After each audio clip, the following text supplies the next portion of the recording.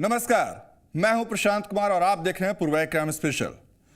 Police वाले के पास वर्दी होती है, पावर होता है, लेकिन जब इन दोनों का नशा सिर चढ़कर बोलने लगता है, गुरूर आ जाता है, तो इसका अंजाम आम जनता को भुगतना पड़ता है। गढ़वा में कुछ ऐसा ही हुआ। हम आपको पूरा मामला विस्तार से बताएंगे।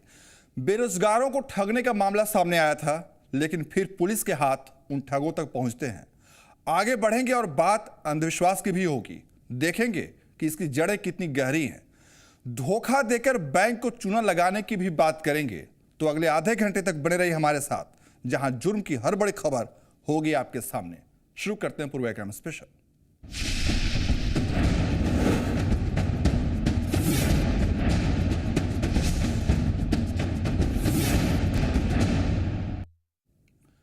पुलिस वाले के पास कानून की ताकत होती है, वर्दी का रुतबा होता है, लेकिन इस ताकत और रुतबे का जब गलत इस्तेमाल होने लगता है तो उसका परिणाम आम जनता को भुगतना पड़ता है। कुछ ऐसा ही मामला गढ़वा से सामने आया, जहां पुलिस अवैध उगाही करने के फेर में जुट जाती है और नहीं मिलने पर क्या करती है, आप भी देखिए। पुलिस वालों की दादागिरी, अवैध वसूली में जुटे होने का आरोप, पैसे नहीं मिलने पर युवकों को पीटने का आरोप, पिटाई से एक युवक की हालत गंभीर। यह है प्रमोद।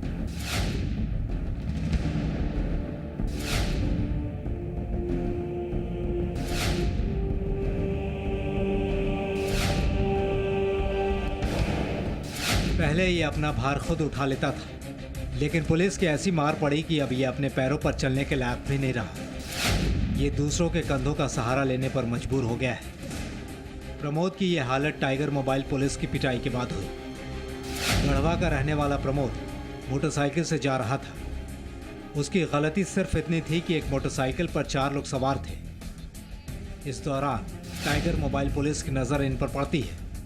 अब पुलिस वाले कानूनी कार्रवाई करने के लिए आगे आते हैं। चारों को पकड़ लेते हैं, लेकिन 2 लोगों को पहले भागने के लिए खुद कह देते हैं। मार्केट से आ रहे थे, एक पोपट पर थे बैठे 4 लड़का थे और रुका कर पुलिस ने बोला कि तुम लोग 4 ठोकर बैठे हो, देवघर हुआ थाना में भिजवा देंगे। और प्रिंस जो है वो है ना, तो उसका वहाँ पर साथ ही पुलिस लेकर घूम रहा था। प्रमोद टेलर के यहाँ गया और सुई जोन कपड़ा सीने वाला रहता है उसको हाथ में भोंक रहा था, कह रहा था कि हमको नहीं बताएगा तो प्रमोद टेलर को बता। और प्रिंस का ये बोला कि तुम अगर सामान होगा तो बोलो, 1 लाख रुपए तुमको मिलेगा। सर मेरे पास सामान है ये नहीं था, तो हम लोग कैसे बोले। और अपना वाला गन निकाल करके सटा करके बोला ना कि ये बोलने यहीं पड़ी, मार दो बाप के बोला पैसा लेके इतना, नहीं तो फिर कोई कुछ नहीं कर पाता। और कुदा के डंडा से बहुत मार मारा है। आरोपों के मुताबिक पैसे नहीं मिलने पर पुलिस वाले आक्रामक हो जाते हैं। वो दोनों युवकों पर टूट पड़ते हैं। इस कदर दोनों को पीटा जाता है कि उनमें से एक, प्रमोद, चलने के लायक भी नहीं रह जाता। ये सब महज अवैध वसूली के लिए किया गया। पुलिस वालों के बढ़े हुए मनोबल का अंदाजा इसी बात से लगा सकते हैं कि पैसे नहीं मिलने पर वो बेरहमी से पीटने से बाज नहीं आते। हम लोग बाजार से आ रहे थे, एक पोपट पर 4 गो थे। बस आ रहे थे तब पुल के उस पर पुलिस वाला रोका मोबाइल टाइगर। उसके बाद 2 के मार के 2 था भगा दिया। भगाने के बाद 10 मिनट 20 मिनट बाद बोला कि वो दोनों कहाँ गया, कि वो दोनों के पास पिस्टल था, बुला वो दोनों के। तो हम बोले कि सर उन लोग के आप ही ने भगा दिया। फिर उसके बाद बोल रहे हैं कि पिस्टल उन लोग के पास था। बोल रहा है कि ठीक है अपन बाप के बुलाओ, नहीं तो अपना गन तुम लोग के पास दे के आप फंसा देंगे, देवघर भेज देंगे, कितना इतना पैसा मांगो। कि फिर बोल रहा कि 60,000 रुपया दो कि फिर छोड़ देंगे, यहाँ से सलट हो जाएगा। फिर उसके बाद बोल रहा कि 15,000 रुपया दो, नहीं तो फिर देवघर भेज देंगे तुम लोग के। तब क्या हुआ? फिर उसके बाद हम लोग के बड्डी मारा, मतलब 4 गो लाठी हम लोग पर तोड़ दिया मार के। जो उनके पास लाठी रहता हमारे हाथ में सुई भोंकने लगे। अपना गन हमारे मतलब सटा के कनपट पर बोल रहे कि अपन बाप के बुलाओ, नहीं तो अपना गन तुम्हारे पास डाल के आप बोल देंगे कि ऐसा ऐसा गन था तुम्हारे पास। पुलिस वालों की इस बेरहम कार्रवाई के बाद मामले की जानकारी पुलिस के सीनियर अधिकारियों को होती है। मामले की गंभीरता को समझते हुए आरोपी दोनों पुलिसकर्मियों को निलंबित कर दिया जाता है। वो एक्चुअली 4 जुवेनाइल्स थे, लगता है कि छोटे उम्र के बच्चे थे जो मोपेड से सब्जी वब्जी लेके अपने घरों को जा रहे थे। उसी में टाइगर मोबाइल के 2 जवान जो थे उसको रोक करके कुछ मारपीट कर दी है, तो उनको निलंबित कर दिया गया है और उनके ऊपर जो भी अनुशासनिक कार्रवाई होगी वो की जाएगी।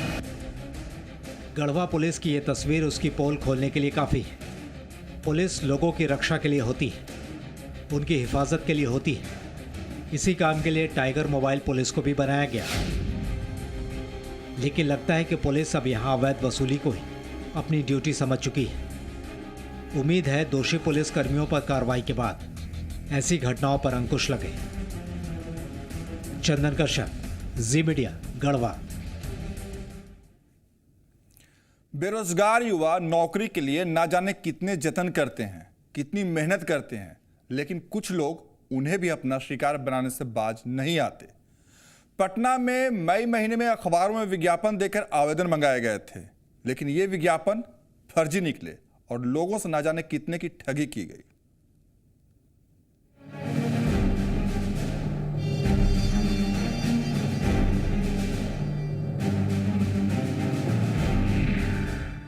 नौकरी के नाम पर लोगों के साथ धोखा, फर्जी इश्तिहार देकर लोगों को ठगा जा रहा। एक गिरोह कर रहा बेरोजगार युवकों को गुमराह। पुलिस की गिरफ्त में आया सरगना। अखबारों में विज्ञापन देकर बेरोजगार युवकों को ठगा जा रहा था। बाकायदा इश्तिहार देकर लोगों को नौकरी का झांसा दिया जा रहा था। विज्ञापन के मुताबिक 5000 से ज्यादा सीटों के लिए आवेदन मंगाए गए थे। हाल ये था कि विज्ञापन में जो पता दिया गया था उस पते पर आवेदन की भरमार हो गई थी। पोस्ट ऑफिस के कर्मचारी भी परेशान हो गए थे। ये सारा मामला सरकारी मोबाइल कंपनी BSNL के नाम पर खेला जा रहा था। BSNL के नाम जैसी कंपनी के विज्ञापन पर आवेदन मंगाए जा रहे थे। इसके लिए ऑनलाइन आवेदन भी भरे जा रहे थे। वास्तव में ये लोग फर्जी विज्ञापन देकर आवेदन पत्र आमंत्रित करते थे, आवेदन शुल्क लेते थे, आवेदकों को बुलाते थे, ट्रेनिंग कम ज्वाइनिंग लेटर के नाम पर 12,500 रुपये लेते थे और एक फर्जी कार्यालय का पता बता देते थे कि वहाँ जाके ज्वाइन करो और इसी 2-3 महीने का समय देते थे ज्वाइनिंग का। उसी बीच में अपनी कंपनी बंद कर लेते थे। मामला बड़ा था, कई राज्यों से आवेदनों की भरमार थी। इसके बाद BSNL के उप महाप्रबंधक ने इस मामले में शिकायत दर्ज कराई और इसके बाद राज्य की पुलिस को इस मामले की जांच में लगाया जाता है। मामले की जांच आर्थिक अपराध शाखा के अलावा साइबर क्राइम सेल भी कर रही थी। पुलिस की एक खास टीम तैयार की जाती है जो इस पूरे मामले की जांच करती है। भारत संचार निगम लिमिटेड, जो कि भारत सरकार का उपक्रम है, के उप महाप्रबंधक ने एक हम लोगों को पत्र भेजा था और ये कहा था कि BSNL में रोजगार के नाम पर एक वेबसाइट www.bssindia.co.in के माध्यम से ऑनलाइन रोजगार के लिए आवेदन पत्र मांगा जा रहा है और आवेदन शुल्क भी लिया जा रहा है, परंतु इस वेबसाइट का भारत संचार निगम लिमिटेड के ऑफिशियल वेबसाइट से कोई संबंध नहीं है। इस पर तत्काल आर्थिक अपराध इकाई में एक 419, 420, 468 और अन्य धाराओं में एक कांड दर्ज कर दिया गया। सूत्रों को जोड़ते हुए पुलिस मामले की तह तक पहुंचती है। पता चलता है कि इस मामले को अंतर्राज्यीय गिरोह अंजाम दे रहा था। इस गिरोह में शामिल लोगों ने कई फर्जी कंपनियां बना रखी। इस गिरोह के लोग पहले भी जेल जा चुके हैं। ऑनलाइन ठगी का भी मामला था, बहुत सारे आवेदन पत्रों को भी स्कैन करना था। एक तत्काल एक पुलिस टीम बनाई गई। पुलिस अधीक्षक और पुलिस उपाधीक्षक जो हमारे हैं, एडिशनल SP हैं, उन सब लोगों को इसको लगातार मार्गदर्शन दे रहे थे। इसमें ये फिर बाद में हम लोगों को पता चला कि भारत सर्विसेज करके कोई गलत वेबसाइट बना करके और भोले भाले आवेदकों से आवेदन शुल्क लिए जा रहे हैं और इसमें फिर काफ़ी सारे प्रयासों के बाद हम लोगों ने इसके जो मास्टरमाइंड हैं और इस पूरे गोरख धंधे को चलाने वाले जो अभियुक्त लोग हैं उसमें से 2 की गिरफ्तारी कर ली है। गिरोह के एक सरगना सहित 2 लोग पुलिस के गिरफ्त में आए हैं। पुलिस बाकी लोगों की तलाश में लगी है। इतना ही नहीं, इस गिरोह के 2 बैंक अकाउंट्स का भी पता चला है। एक बैंक अकाउंट पटना के सगुना मोड़ स्थित केनरा बैंक का है, तो दूसरा अकाउंट यूपी के एक जिले का है। इन लोगों ने फर्जी आई कार्ड भी बना रखे हैं। जांच कर रही पुलिस ने आम लोगों से अपील भी की है। पुलिस ने कहा है कि जिन लोगों ने भी इस फर्जी वेबसाइट में आवेदन दिया है वो पुलिस के सामने आकर अपनी शिकायत दर्ज करा सकते हैं, ताकि ये पता चल सके कि गिरोह ने अभी तक कितने लोगों को अपनी ठगी का शिकार बनाया है। उसमें कितने लोगों ने ऑनलाइन अप्लाई किया, अब उसका वेरिफिकेशन कर रहे हैं। कई लोगों ने इनको ऑफलाइन भी अप्लाई किया, उसको हम लोग वेरीफाई कर रहे हैं। पोस्ट ऑफिस से भी हम लोग पता करेंगे कि कितने आवेदन पत्र आए, कितने इनको डिलीवरी हुए, कितने नहीं डिलीवरी हुए, और पैसे लेने की क्या क्या प्रक्रिया थी, वो सब अभी इन्वेस्टिगेशन में है और धीरे धीरे हम लोग इसका खुलासा करेंगे। हम चाहेंगे कि आपके पत्र के माध्यम से कि जो भी इस ठगी के शिकार हैं, अगर वो अपना सबूत लेकर के हम लोगों के पास में आएंगे तो कार्यालय अवधि में किसी भी दिन आएंगे, हमारे जो अनुसंधान करता है इस पदाधिकारी को इस यूनिट में आएँ और अपना बयान दें, अपना सबूत पेश करें, तो उनका भी हम लोग बयान नोट करेंगे, जिससे हम लोग को पता चल सके। बेरोजगार लोग भी जब किसी कंपनी में आवेदन कर रहे हों तो एक बार उसकी जांच अवश्य कर लें, ताकि ऐसे अपराधों पर लगाम लग सके। सिद्धार्थ, जी मीडिया, पटना। और अब बात अंधविश्वास की। डायन जैसे अंधविश्वास के मामले थमने का नाम नहीं ले रहे। अभी रांची के मांडर में 5 महिलाओं की हत्या का मामला ठंडा भी नहीं हुआ था कि बोकारो से ताजा मामला सामने आ गया। 7 महिलाओं की इसलिए पिटाई कर दी गई कि उन पर शक था कि वो डायन बिसाही का काम करती हैं। झारखंड में बढ़ रही अंधविश्वास की घटनाएं। डायन के नाम पर जारी है अत्याचार। समाज में ऐसी घटनाओं पर कब लगेगी रोक? डायन के नाम पर 7 महिलाओं की जमकर पिटाई।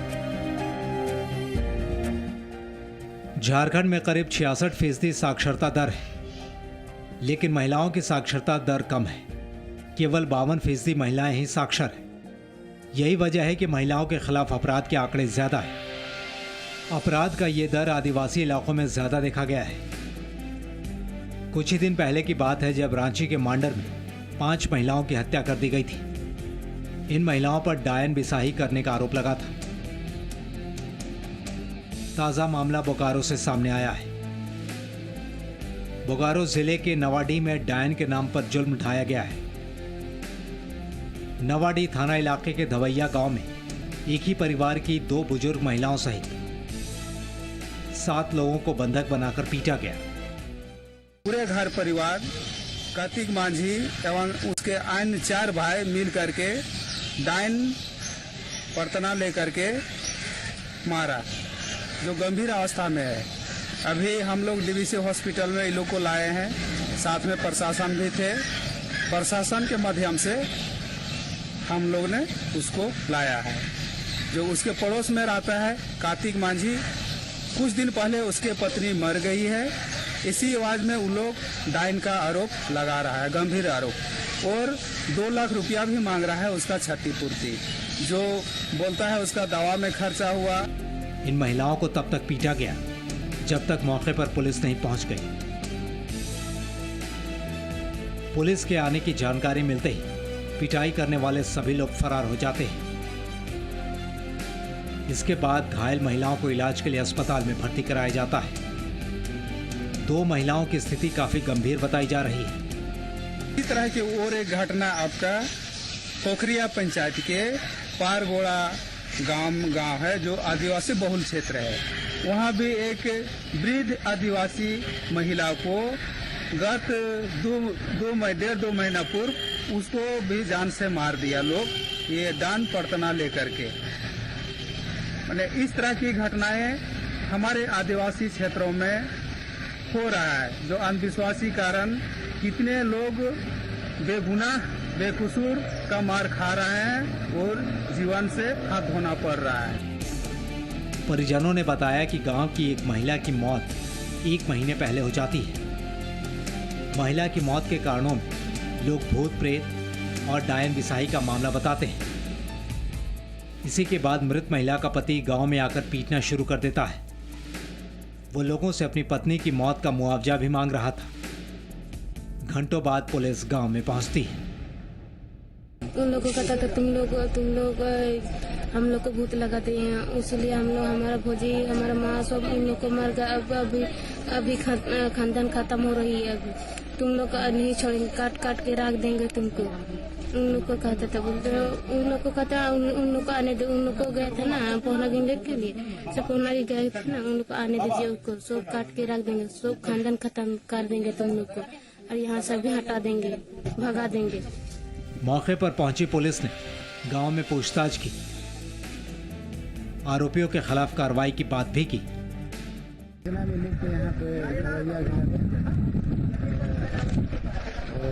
डायन वायन बोल के एक आरोप लगा के मार पिटाई हुआ है और एक दंपति को, और उसी सूचना पर हम लोग आए हैं तो यहाँ देखे कि दंपति के अलावा एक बुजुर्ग आदमी है जो बहुत ही ओल्ड एज के, उनको भी मार किया गया है। इलाज है तो इन लोगों को जो है सभी हॉस्पिटल भिजवाया जा रहा है। प्लस इसमें जो है सो मार पिटाई करने वालों का कारण क्या है इसकी जानकारी करते हुए जो भी होगा विधि सम्मत कार्रवाई किया जाएगा। झारखंड में लगातार हो रहे डायन के मामले थमने का नाम नहीं ले रहे। ये मामले उन इलाकों में ज्यादा है जहां गरीबी और अशिक्षा का स्तर बढ़ा है। जरूरत है ठोस पहल किए जाने की ताकि ऐसे मामलों पर अंकुश लग सके। मृत्युंजय मिश्र, जी मीडिया, बोकारो। फिलहाल एक छोटा सा ब्रेक, जल्द हाजिर होते हैं।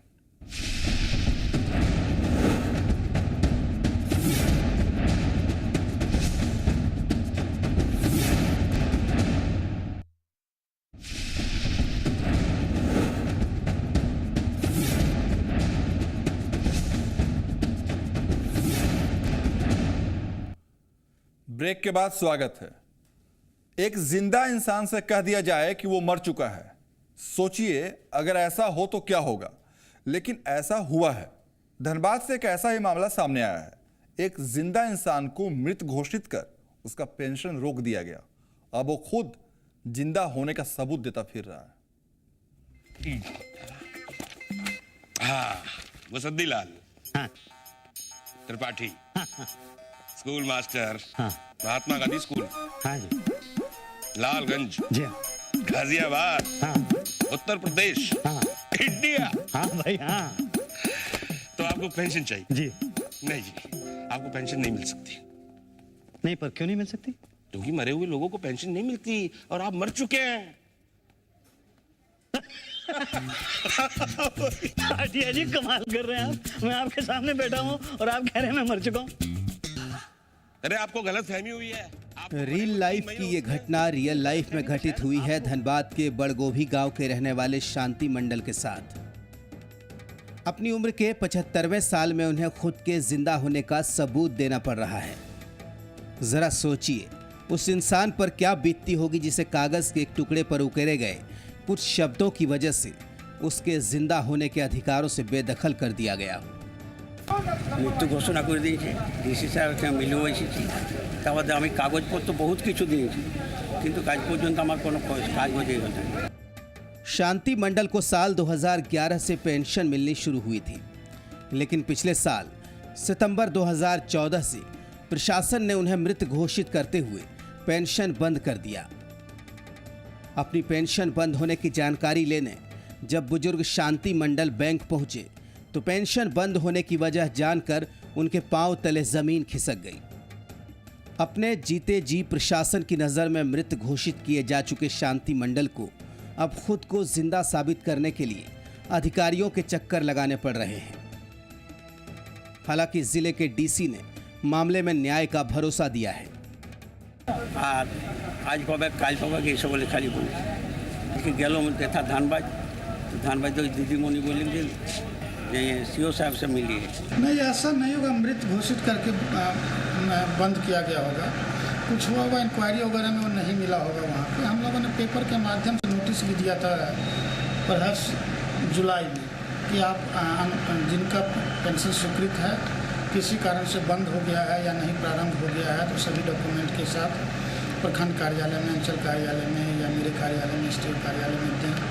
बहुत सारे ऐसे मामले आए भी थे जिनका पेंशन शुरुआत हुआ तो अगर वो दिए होते या अभी भी देंगे तो उनका पेंशन इमीडिएट चालू हो जाएगा। इसमें फिजिकल वेरिफिकेशन के दौरान हो सकता है वो अपने स्टेट पर नहीं मिलेगा। एक जिंदा व्यक्ति को सरकारी कागजों में मृत घोषित कर दिया गया, उसकी पेंशन बंद कर दी गई और फिर एक जिंदा इंसान से मांगा जाता है उनके जिंदा होने का सबूत। यह घटना धनबाद प्रशासन की घोर लापरवाही को दर्शाता है। नितेश मिश्रा, जी मीडिया, धनबाद। वो शख्स बैंक को भी चूना लगाने से बाज नहीं आया। उसने 20 लाख रुपए का लोन बैंक से लिया, लेकिन बाद में पता चला कि उसने जो दस्तावेज दिए थे वो दस्तावेज दरअसल नकली थे। बैंक को लगाया 20 लाख रुपए का चूना। जमीन के जाली दस्तावेज से बैंक को धोखा।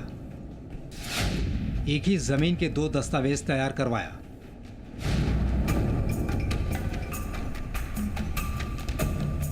यह चौंका देने वाला मामला धनबाद से सामने आया है।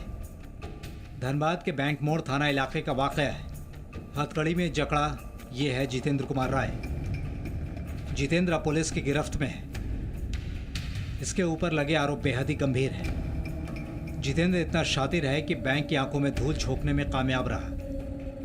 इसने 2 बैंकों से धोखाधड़ी कर 20 लाख रुपए का लोन निकाल लिया। आपको बता दें कि जितेंद्र राय सराय ढेला के सुगियाडीह का रहने वाला है। इसके खिलाफ 3 महीने पहले ही बैंक मोड़ थाना इलाके में धोखाधड़ी का मामला दर्ज कराया गया था। इसके बाद से ये लगातार फरार था। लोन वाला में ना आप? लोन वाला में ना? कितना निकाला थे बैंक से? अरे छोड़िए ना, वो हम दे दिए।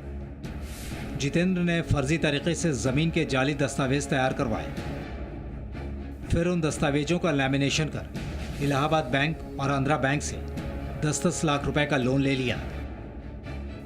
बाद में जब बैंक ने दस्तावेजों की जांच की तो जालसाजी का ये मामला सामने आया। इनके द्वारा जमीन का जो फोटो कॉपी का लेमिनेशन करा के इलाहाबाद बैंक से एक ही जमीन का और आंध्रा बैंक से 10-10 लाख रुपया लोन लिया। बाद में जब जांच हुआ तो पता चला कि बैंक में ओरिजिनल पेपर नहीं दिखा के स्कैन किया हुआ कॉपी दिखाकर और लेमिनेशन करके दोनों बैंक से सेम जमीन पर पैसा लेकर फर्जी कर दिया और जो है उसके बाद खराब हो गया। बैंक पता करके FIR कराया गया। मई में जो है ना इनके विरुद्ध में FIR हुआ। 558 नंबर केस है। इसमें जो है भाग के फिर रहे थे, इसी में इनकी गिरफ्तारी हुई है।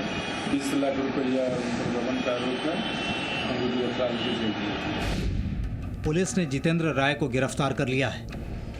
ये एक चौंकाने वाला मामला है कि आखिर बैंक को धोखा देने में एक शख्स कैसे कामयाब हो जाता है।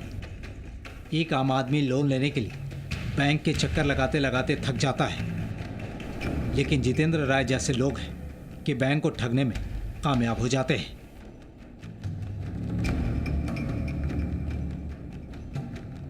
नितेश मिश्र, जी मीडिया, धनबाद। जुर्म की दुनिया की खबरों में आज बस इतना ही। आप रहिए सावधान और बाखबर, क्योंकि जुर्म कहीं भी और कभी भी हो सकता है। इसी के साथ दीजिए इजाजत। नमस्कार।